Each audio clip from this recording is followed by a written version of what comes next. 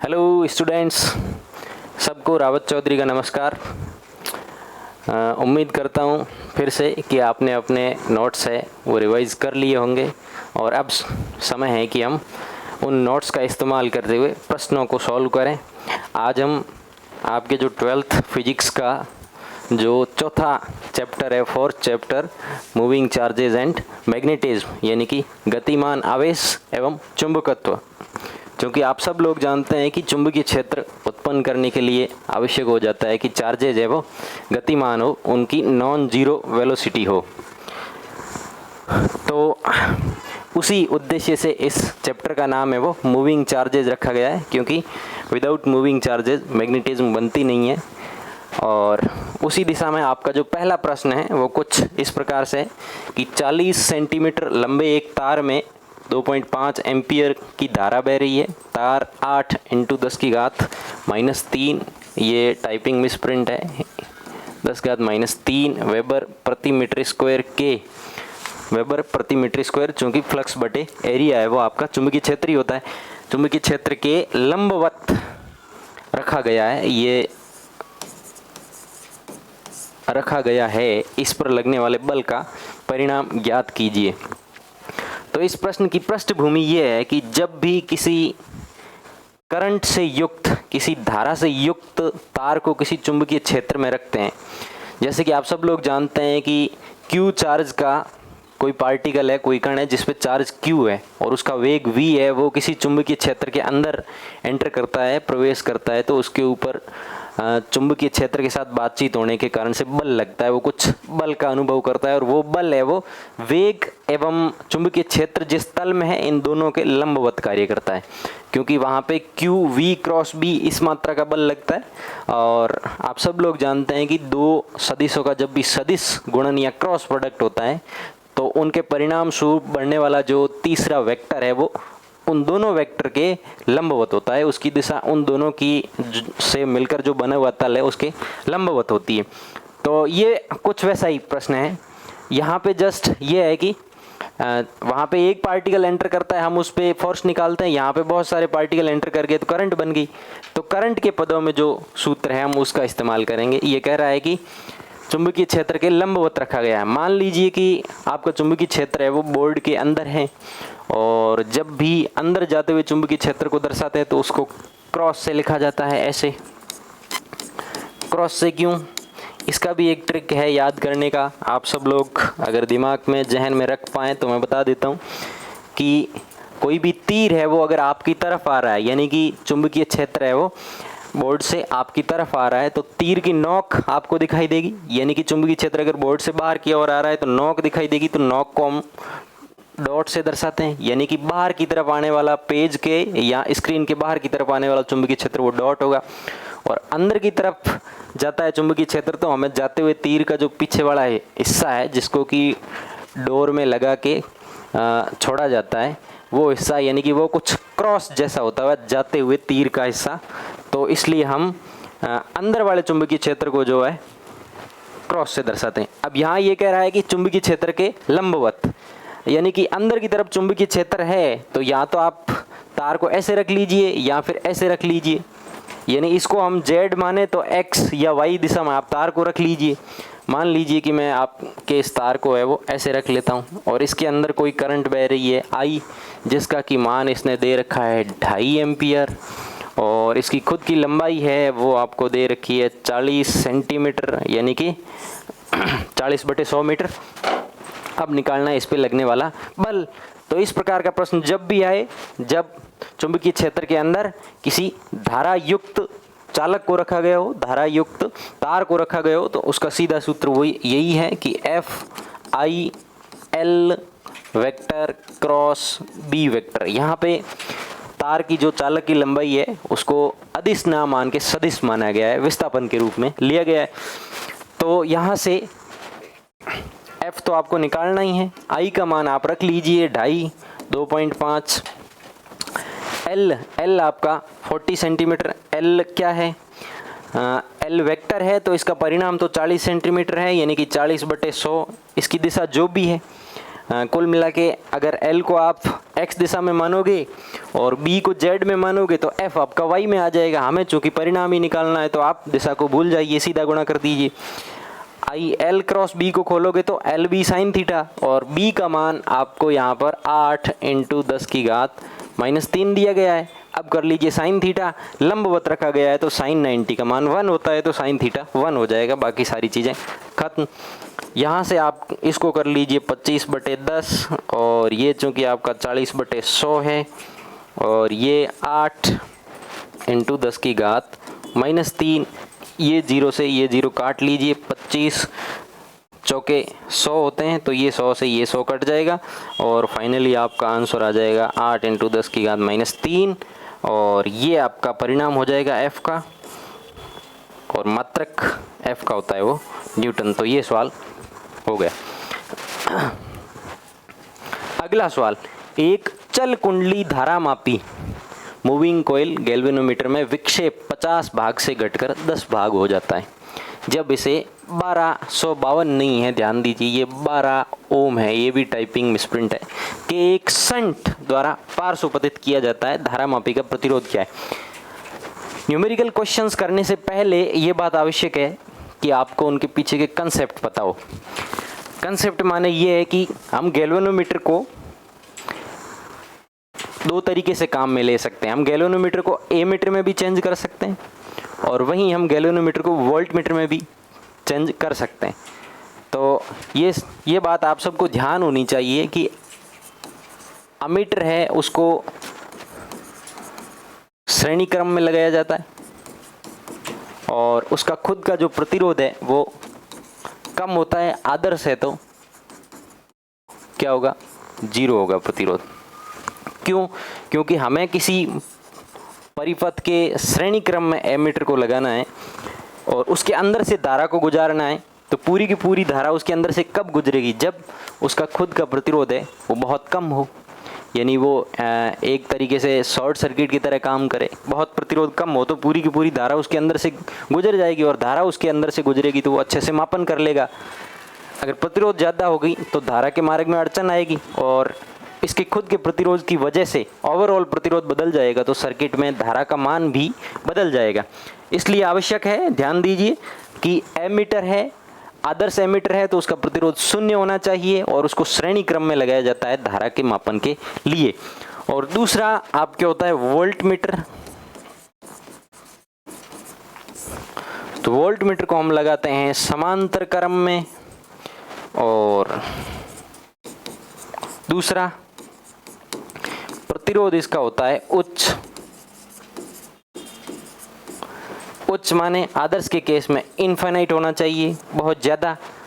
अब इसकी जगह हमें क्या होता, अगर वोल्टमीटर से वोल्टेज ड्रॉप का मापन करना होता, इसके पीछे सर्किट के पीछे कोई बैटरी लगी हुई है और हमें ये पता करना होता है कि भाई इस पर्टिकुलर प्रतिरोध के ऊपर वो कितना वोल्टेज खा रहा है बैटरी का, क्योंकि सारे प्रतिरोध मिलकर ही बैटरी का जितना भी वोल्टेज होता है उसको खत्म करते हैं, उसका समन करते हैं। तो हमें चाहिए कि हम इस प्रतिरोध के ऊपर जो ड्रॉप होने वाला वोल्टेज है ये कितना वोल्टेज खा रहा है उसको ज्ञात करना होता। तो हम इसके क्या करते हैं, समांतर क्रम में वोल्टमीटर लगाते, और चूँकि किसी भी प्रतिरोध पर ड्रॉप होने वाला वोल्टेज है वो उसके अंदर से जाने वाली करंट का उसके खुद के प्रतिरोध से गुणा कर दो, तो उसके ऊपर जो ड्रॉप वोल्टेज है वो आ जाता है।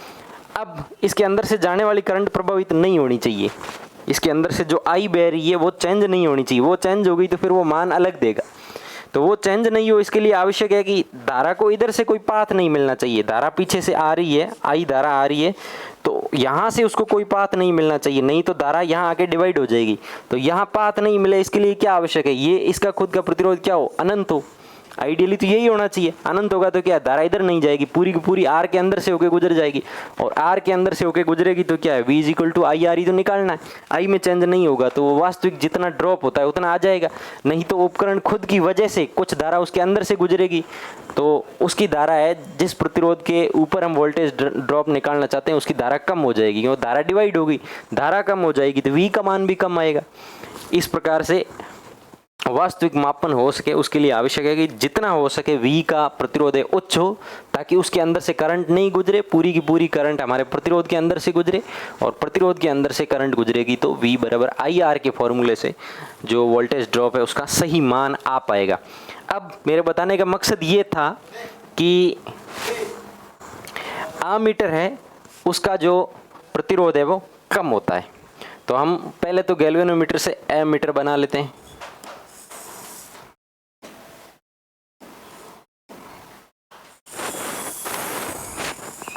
ये सारी चीज़ें उम्मीद करता हूँ आपको समझ में आई होगी।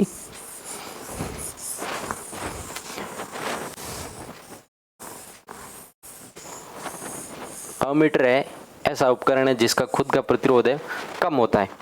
अब गैल्वेनोमीटर, ये हो गया आपका गैल्वेनोमीटर।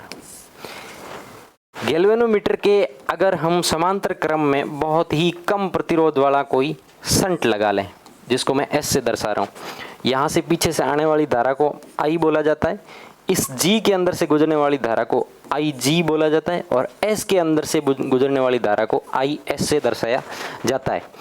अगर आप गैल्वेनोमीटर का जो भी प्रतिरोध है पहले से, उसके समांतर क्रम में कोई कम प्रतिरोध लगा दें, कोई कम मान वाला प्रतिरोध लगा दें, तो समांतर क्रम की गणित कुछ इस प्रकार की है कि आप कम का गुणा करके, किसी भी संख्या से कम का गुणा करके उसको उसमें जोड़ के भाग देंगे तो वो फाइनली कम ही बनेगा। इसलिए इसकी गणित में ही इसका आंसर छुपा हुआ है कि अगर S का मान है वो कम हो तो इसका जो फाइनली बनेगा तो वो क्या बनेगा, G का जितना प्रतिरोध है G का G से दर्शा लो, तो इसका ओवरऑल प्रतिरोध क्या बनेगा, दोनों समांतर क्रम में लगे हुए हैं तो G इंटू एस बटे G प्लस एस। अब S का मान चूंकि कम है तो ये फाइनली क्या है, कम आएगा। और एमीटर में रिक्वायर्ड क्या थी, एमीटर में ज़रूरत किस चीज़ की है कि प्रतिरोध कम हो, तो कम करने का तरीका यही है कि कम प्रतिरोध को समांतर क्रम में लगा लो, और समांतर क्रम में लगाएंगे तो उसकी गणित है जोड़ बाकी इस हिसाब से होगी कि वो फाइनली और ज़्यादा कम हो जाएगा। तो और ज़्यादा कम करने का तरीका क्या है, उसको समांतर क्रम में लगा लीजिए, तो यानी कि ये आपका आमीटर बन गया। अब प्रश्न पे आ जाइए।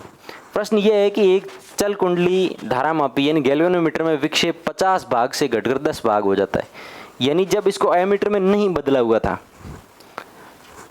तब इसकी जो करंट थी वो कुछ 50 भाग थी, यानी कि आप गैल्वेनोमीटर को यहाँ पे गैल्वेनोमीटर को बना लीजिए, मान लीजिए, और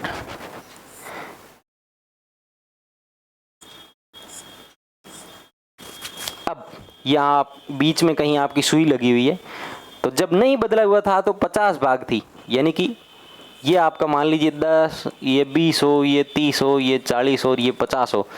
जब नहीं बदल रखा था यानी ये शंट नहीं लगाया हुआ था, केवल G था, तो उस टाइम आपकी I थी वो थी 50, और जब बदल दिया शंट लगा दिया, कब ये कह रहा है देखो 12 ओम का शंट लगाया, यानी कि यहाँ 12 ओम मान कीजिए, तब जो करंट है वो 50 से 10 भाग हो गई, यानी कि यहाँ 10 पे आ गई। ठीक है, यही सवाल है आपका, यही दे रखा है, यानी कि IG का मान अगर हम 10 माने यानी बदलने के बाद, और तो पहले जो I थी वो आपकी 50 थी, तो यहाँ से आप निकाल सकते हैं IG अपॉन I कितना होगा आपके 1/5।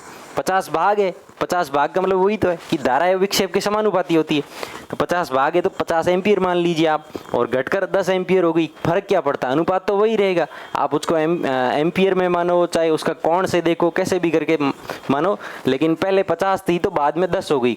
यानी जब नहीं बदला हुआ था तो गैल्वेनोमीटर से नाप रहे थे तो 50 इससे आ रहे थे, जो भी आपका गैल्वेनोमीटर है, और बाद में जब बदल दिया तब जो करंट है वो घट के 10 हो गई। तो ये दोनों चीज़ें हमने लिख ली बस। अब इसने कहा है कि 12 ओम का शंट प्रतिरोध से 1200 प्रतिरोध किया गया है, तो धारा मापी का प्रतिरोध क्या है, धारा मापी का प्रतिरोध यानी G निकालना है। ठीक है, कर लीजिए इसको, कैसे निकालेंगे G। यहाँ पर आपको सारी चीज़ें दे रखी है, और ठीक है, तो अब यहाँ पे आप, यहाँ से मैं अगर I लिखूंगा तो I क्या है, IS प्लस IG, पीछे से II आगे डिवाइड किस में हो गई, IG में और IS में। ठीक है, और अगर आई के पदों में लिखें जी से जाने वाली करंट को, यानी कि आई जी करंट को मैं लिखूंगा तो क्या लिखूंगा? करंट निकालने का तरीका यही है कि दोनों को जोड़ लो। जब भी किसी एलिमेंट में से होकर करंट निकालनी होती है कुल करंट के पदों में, तो कुल करंट का कितना हिस्सा इसमें से जाएगा, तो यहाँ से आएगी करंट और एस बटे जी प्लस एस।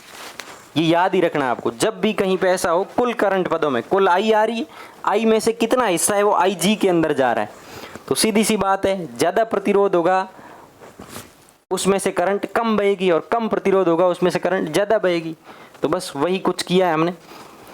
देख लीजिए, अब सारे मान आपको दे रखे हैं और आई जी अपॉन आई भी आपको दे रखा है। इस आई को नीचे ले लीजिए, जी निकालना है यहाँ से फाइनली, ठीक है ना। मतलब इसको सॉल्व करोगे तो आई जी अपॉन आई बराबर एस अपॉन जी प्लस एस। इसको उल्टा कर लेंगे तो ये क्या हो जाएगा, आई अपॉन आई जी उल्टा कर लो तो क्या बनेगा, जी बटे एस प्लस 1। और यहाँ से आपको सारे मान दे रखे हैं, जी निकाल लीजिए। आई अपॉन आई जी कितना, इसका उल्टा कर लीजिए 5।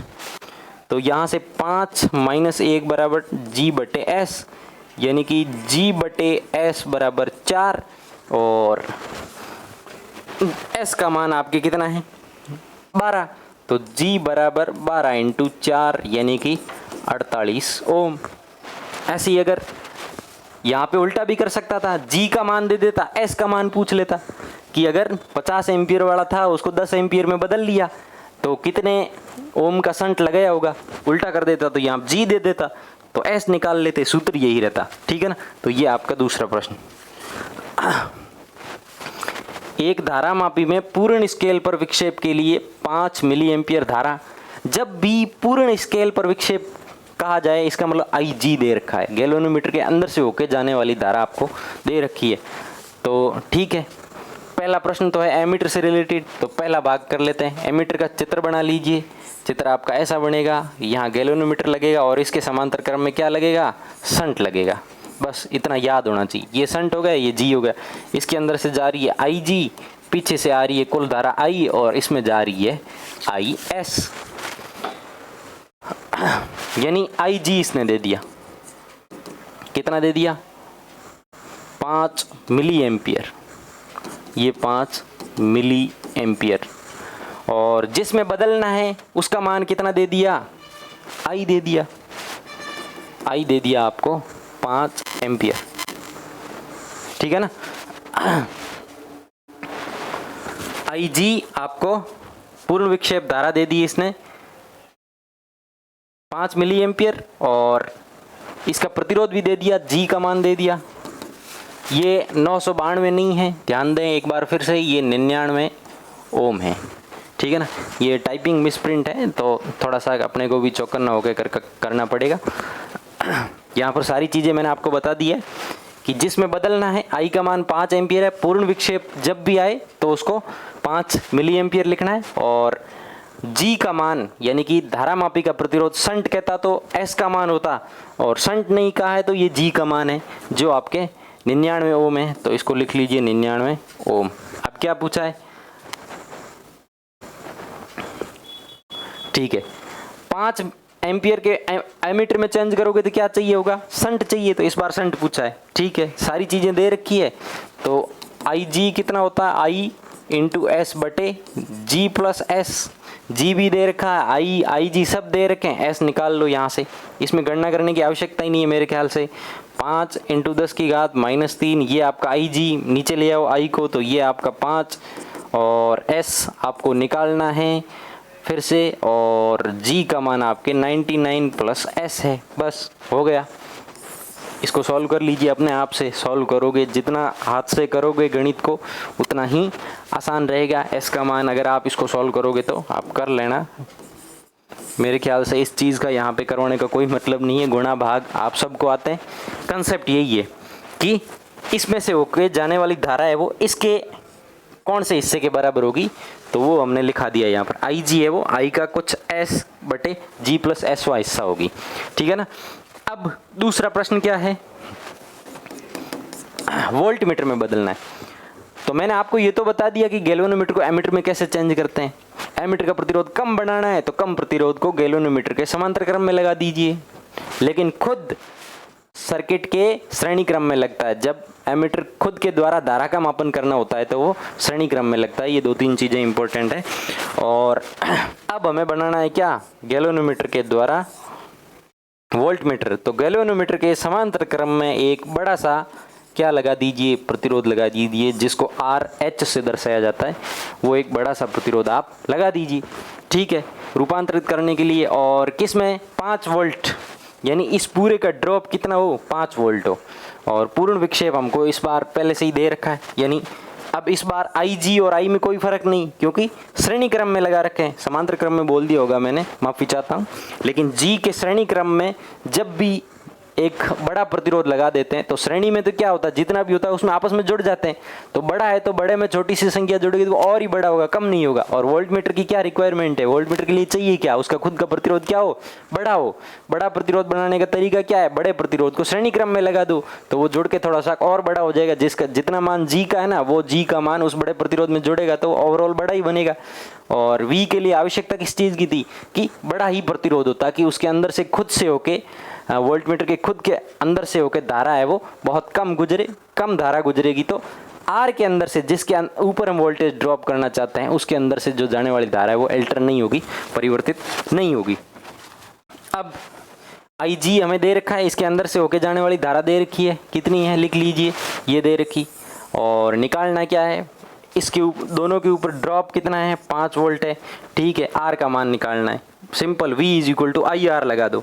V इन दोनों का कितना है, 5, और I इसमें से होके जाने वाली कितनी है, 5 × 10 की घात -3, और R कितना है, दोनों का जोड़ लीजिए श्रेणी क्रम में, G + RH, बस कर लीजिए simple. V is equal to IR, पूरे के ऊपर ड्रॉप कितना है, 5 वोल्ट, करंट कितनी है, इसमें से होके जाने वाले 5 × 10 की घात -3, और G + RH करना है। और यहाँ से जब आप इसको सॉल्व कर लोगे RH को, तो जो भी मान है हम कर लेते हैं, देख लेते हैं कि कितना आ रहा है। इसको मैं मिटाई देता हूँ, आपका जो पहले वाला प्रश्न था।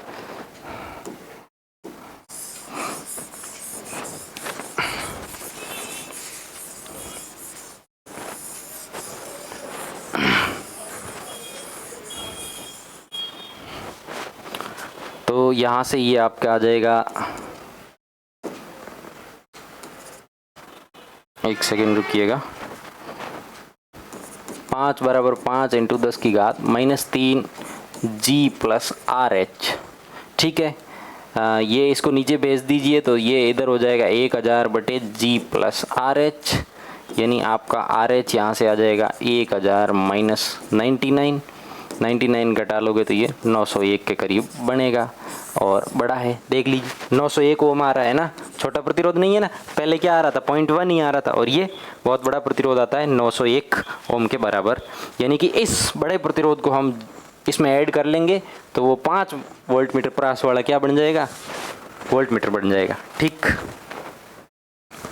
अगला, एक साइक्लोट्रॉन की D, ठीक है, D की त्रिज्या, D क्या है, वो धातु वाले जो बना रखे होते हैं उनको D बोला जाता है, जिसके अंदर क्या करते हैं, अपन पार्टिकल को घुमाते हैं।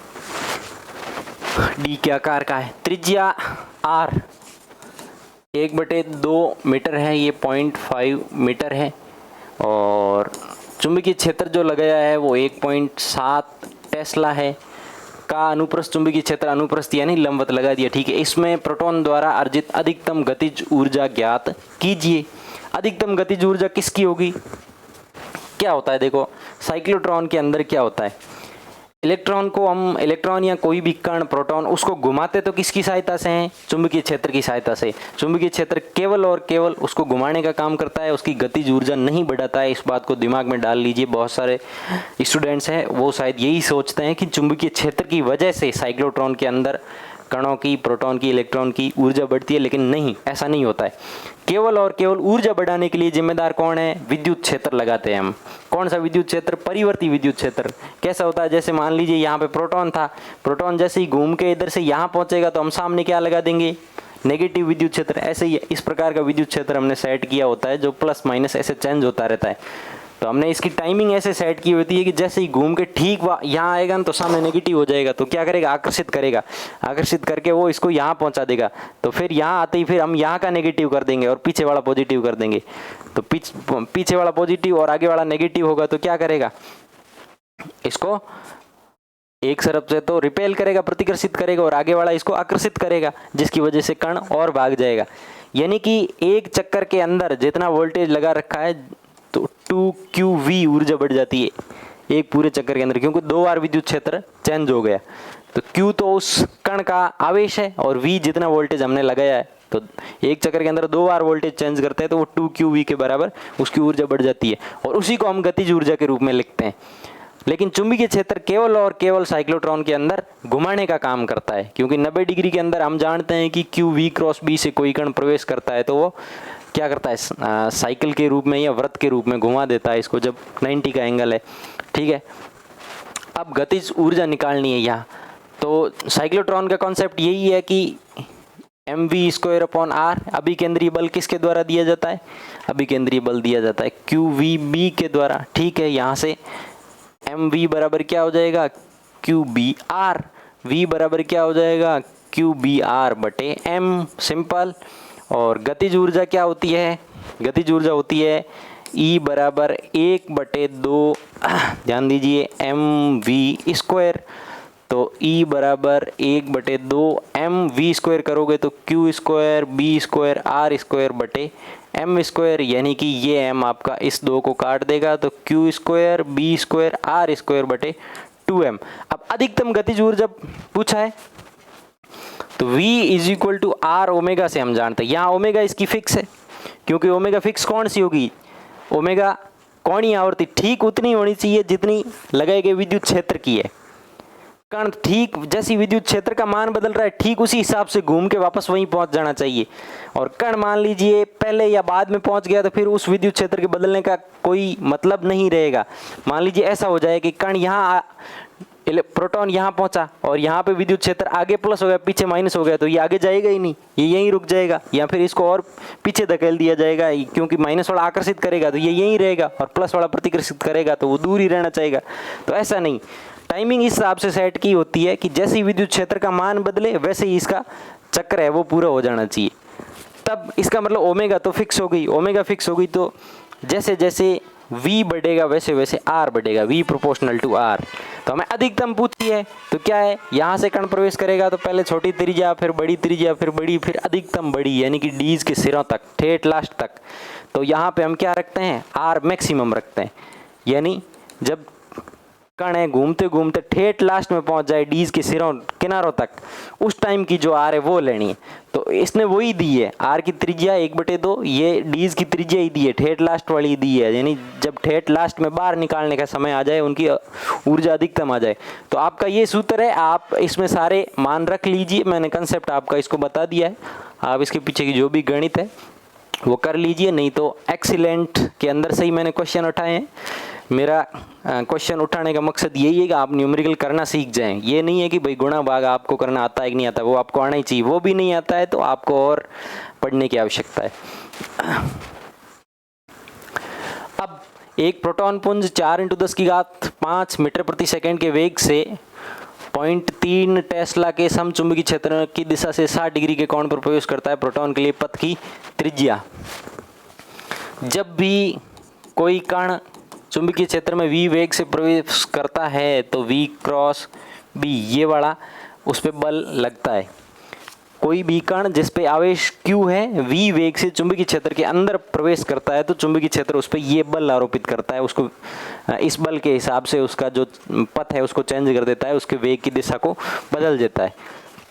अब यहाँ पे इसने ये जो थीटा है यानी V है वो B के साथ 60 डिग्री के कोण पे प्रवेश करेगा, थीटा 60 डिग्री दे दिया। अब पहला ही पहला इसने पूछा है पथ की त्रिज्या, तो पहला ही पहला पथ की त्रिज्या R।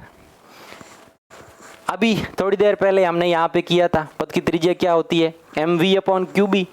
वहाँ पे क्या था, साइन 90 था, थीटा वो 90 था, तो आगे साइन थीटा गायब हो गया। लेकिन अब इस बार 90 नहीं है, थीटा 60 है, तो हमें थीटा के पदों में ही सूत्र याद करने सीधे सीधे।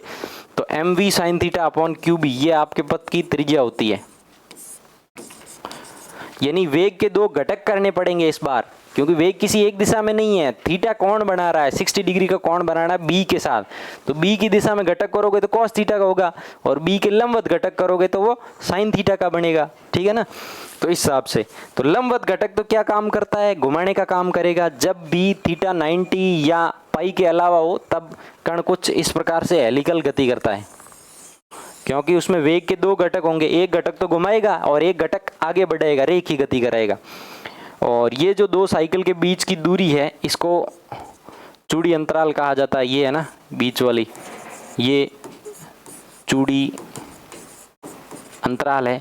और एक साइकिल की त्रिज्या मान लीजिए आप, एक चक्कर है ना उसकी त्रिज्या, ये आपकी आर त्रिज्या है एक चक्कर की त्रिज्या, तो त्रिज्या का सूत्र तो है ये। और दूसरा आपको चूड़ी अंतराल निकालना है, तो चूड़ी अंतराल मैं बता देता हूं कि चूड़ी अंतराल यानी ये ऐसे इस दिशा में आगे भी बढ़ रहा है और घूम भी रहा है, तो आगे बढ़ाने के लिए जो इसका कॉस थीटा वाला घटक है ना वो जिम्मेदार है। तो चूड़ी अंतराल का जो सूत्र है वो आपके v cos theta into t होता है, और टी आपका 2 pi m upon q B होता है। तो इसको भी याद कर लीजिए, v cos theta 2 pi m upon q B, सीधा सीधा v cos theta 2 pi m upon q B. अब ये भी सूत्र कहाँ से आते हैं, इसके पीछे भी बहुत अच्छा सा कॉन्सेप्ट है। आप लोगों ने जब भी थ्योरी पढ़ी होगी आपको पता होगा कि आपने सूत्र कहाँ से निकाले हैं। कोई मुश्किल काम नहीं है, बहुत ही आसान सा काम है। V is equal to r omega use करना है, ओमेगा बराबर 2 पाई अपॉन टी यूज़ करना है, बस बेसिक से फॉर्मूले यूज़ करने, ये सूत्र है, आराम से आप निकाल सकते हैं। याद भी नहीं रह रहे तो आपको कंसेप्ट पता होना चाहिए। तो अब यहाँ पे थीटा का मान 60 डिग्री रखना है। अब जैसे ही आप थीटा का मान 90 करोगे तो क्या होगा, चूड़ी अंतराल 0 हो जाएगा। चूड़ी अंतराल 0 हो जाएगा मतलब सारे सर्किल आपस में पास में आ जाएंगे, पास में आएंगे तो क्या होगा, एक ही सर्किल बनेगा, एक वृत्ति बनेगा। और आप जानते हैं कि थीटा 90 होता है तो कण क्या है, वृत्ताकार पथ पे घूमता है, और 90 होगा तो यहाँ पे m v upon q B हो जाएगा, ये साइन 90 होके 0 हो जाएगा, ठीक। तो इसके पीछे का यही कंसेप्ट है, आपको मान रखना है जस्ट और निकालना है। एक आवेशित कण चुंबकीय क्षेत्र B में वेग v से चुंबकीय क्षेत्र के साथ, ये तो सिंपल सा सवाल है, F बराबर क्यू वी क्रॉस B से निकालना है, और इसको q v B sine theta n cap F vector बराबर, एन कैप किस दिशा में होगा, v और b दोनों के लंबवत, क्योंकि f है वो v और b जिस तल में है उसके लंबवत होता है।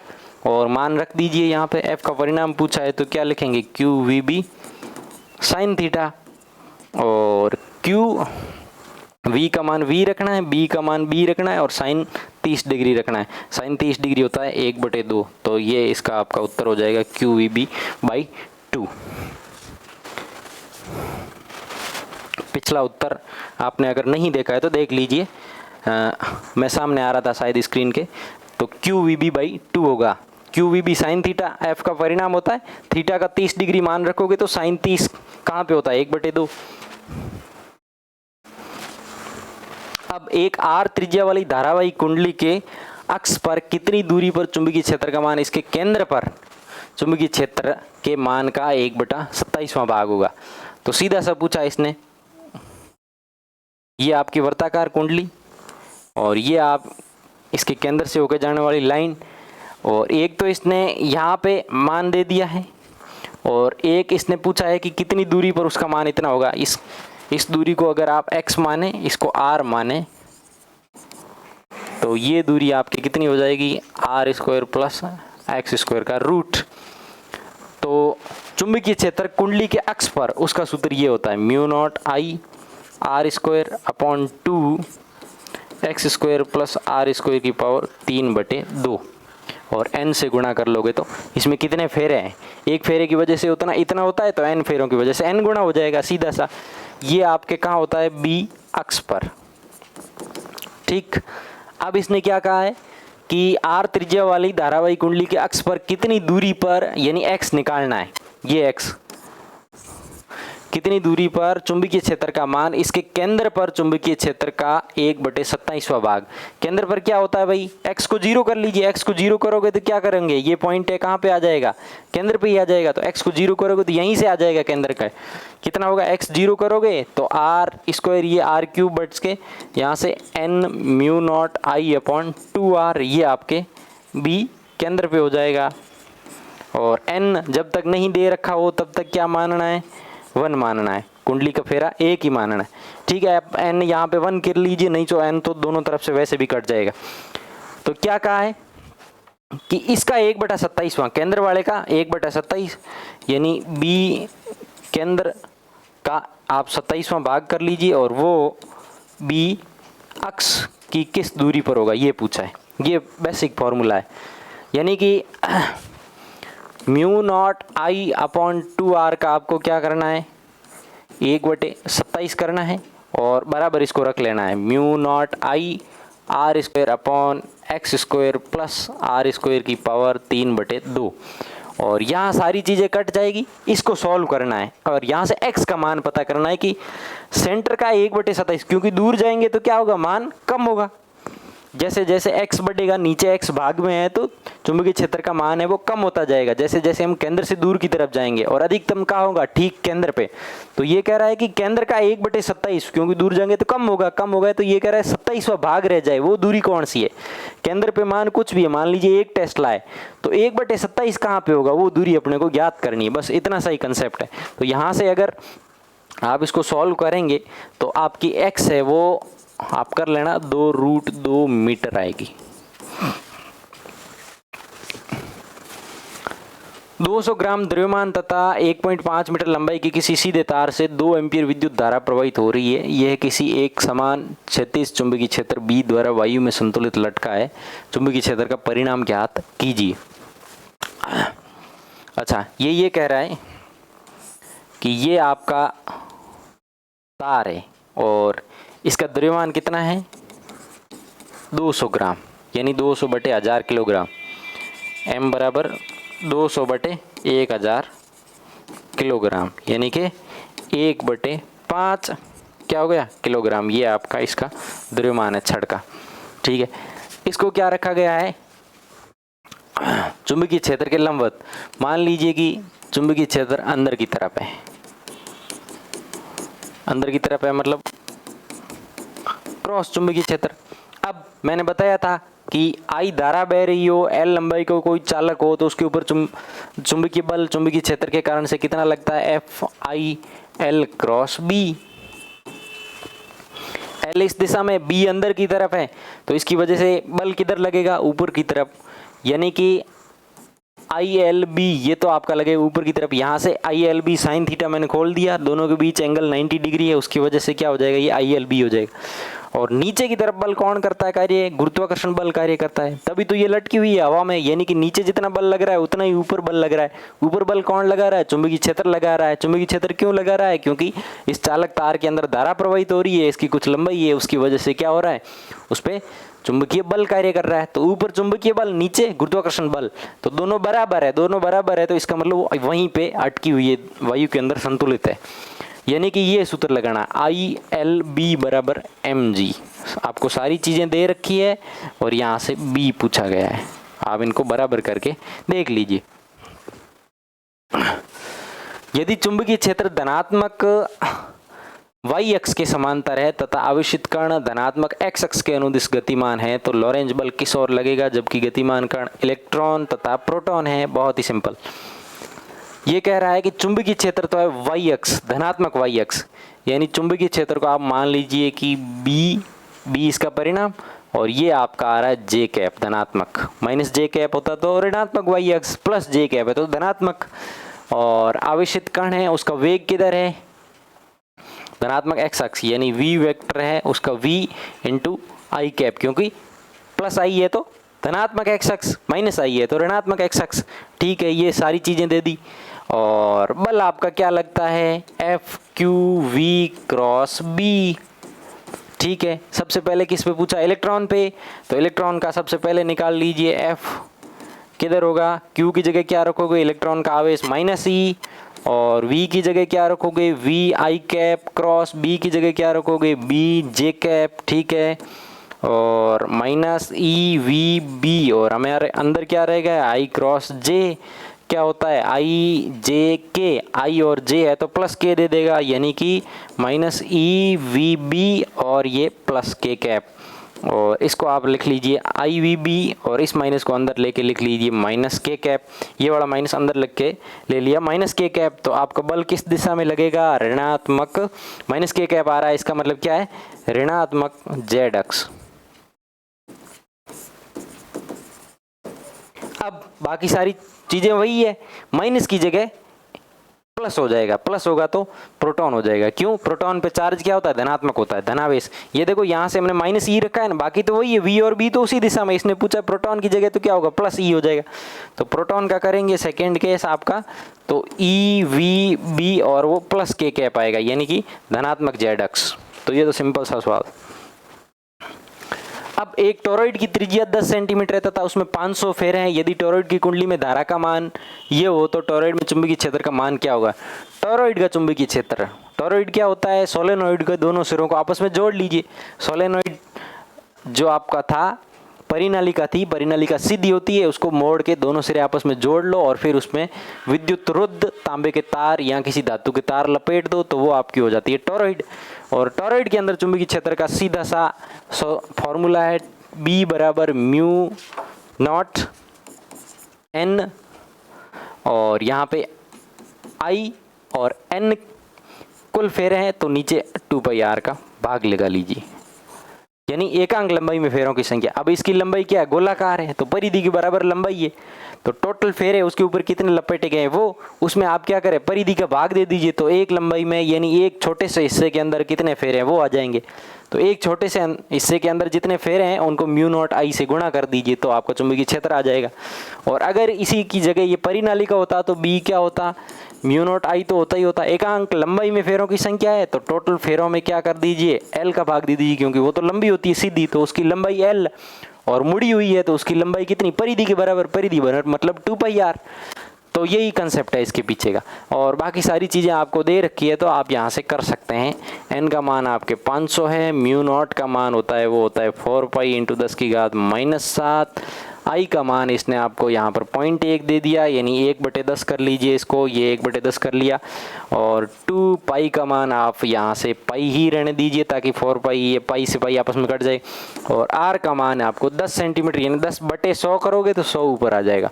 इसको है आपको सॉल्व करना है, ताकि यहाँ से आपके टोरॉइड के अंदर जितना चुंबकीय क्षेत्र है वो आपको प्राप्त हो जाए। ये 10⁻⁴ के आसपास आएगा शायद, ठीक है। 10⁻⁴ क्या? टेस्ला या फिर वेबर प्रति मीटर स्क्वायर, फ्लक्स बटे एरिया। अगला क्वेश्चन, 2 मीटर लंबे समांतर तार परस्पर 0.2 मीटर की दूरी, ठीक है, 2 मीटर लंबे, प्रत्येक की लंबाई क्या है? 2 मीटर है। परस्पर किस दूरी पे रखे हुए हैं? 0.2 मीटर पे। दोनों तारों में धारा एक ही दिशा में, मैंने पहले से ही एक ही दिशा में ही बनाया।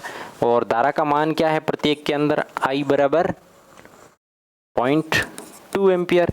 तो इसका सीधा सूत्र है, एकांक लंबाई में जो बल है F/L वो होता है आपका म्यू नॉट,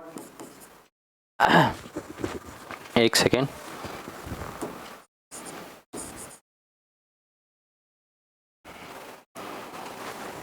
एकांक लंबाई पे लगने वाला बल, मतलब क्या है कंसेप्ट इसके पीछे? ये है कि ये जो सीधा तार है लंबा, इसकी वजह से क्या होगा? यहाँ पे चुंबकीय क्षेत्र होगा, और यहाँ पे चुंबकीय क्षेत्र होगा, तो हम चुंबकीय क्षेत्र के अंदर क्या किया? इस तार को लाके रखा गया।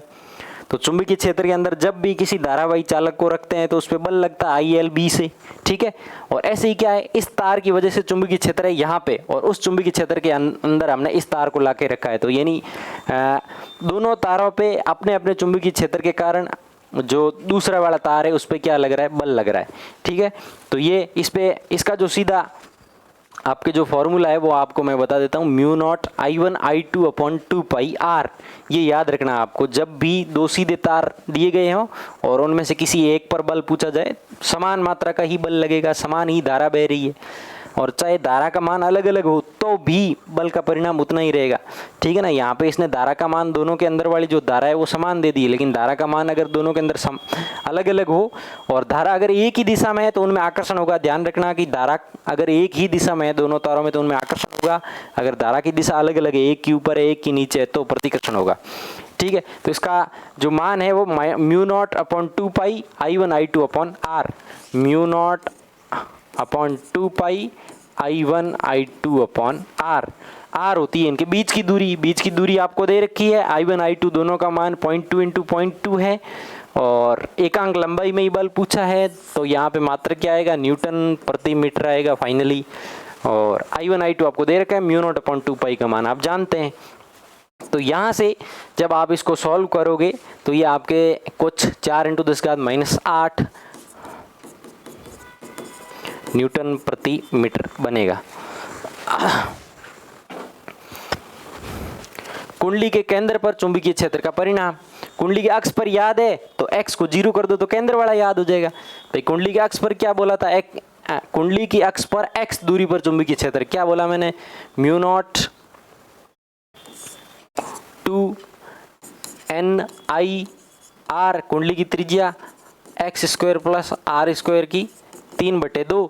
ये अगर याद है तो आप केंद्र वाला निकाल लोगे। केंद्र वाला कैसे निकालोगे, x को क्या कर लो, 0 कर लो, तो ये n mu naught I upon 2r ये आपका हो जाएगा कुंडली के केंद्र पर चुंबकीय क्षेत्र। यहाँ पे सारी चीजें दे रखी है, क्या बोला है, n कितना है 100 है, म्यू नॉट कितना होता है 4 पाई इंटू 10⁻⁷, I कितनी बह रही है इसके अंदर 1 एम्पियर, ये रख लिया 1 एम्पियर, 2 त्रिज्या कितनी है 10 सेंटीमीटर यानी 10/100, तो 100 ऊपर आ जाएगा। और इसको सॉल्व कर लीजिए और फाइनल आंसर प्राप्त कीजिए। तो फाइनल आप ये सिंपल सी कैलकुलेशन है, आप इसको कर सकते हैं। एक लंबे सीधे तार में 35 एम्पियर विद्युत धारा प्रवाहित हो रही है। तार से 20 सेंटीमीटर दूरी पर स्थित किसी बिंदु चुंबकीय क्षेत्र, लंबे सीधे तार की वजह से जब भी चुंबकीय क्षेत्र निकालना हो, ध्यान दीजिए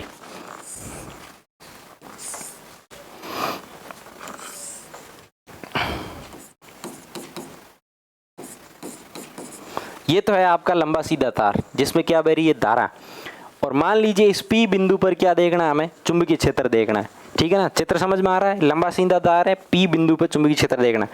और हमें इस तार से जो लंबवत दूरी है ना वो ध्यान हो, अगर इसको मैं D मानूं, तार से जिस बिंदु पर चुंबकीय क्षेत्र देखना है, तार और उस बिंदु के बीच में सीधी दूरी D अगर हमें पता हो तो उसका फॉर्मूला ये होता है B बराबर mu naught I upon 4 pi D, लंबवत दूरी साइन φ1 प्लस साइन φ2, ये सीधा सा सूत्र। φ1 φ2 कौन से है, दोनों सिरों से एंगल है, ऊपर वाले सिरे के साथ बनने वाला कोण φ1, नीचे वाले सिरे के साथ बनने वाला कोण φ2, या फिर ऐसे मान लीजिए कि ऊपर वाले सिरे के साथ बनने वाला कोण φ2, नीचे के साथ बनने वाला φ1, क्योंकि जोड़ी तो रहे, पहले जोड़ लो बाद में जोड़ लो, कोई फर्क नहीं पड़ेगा।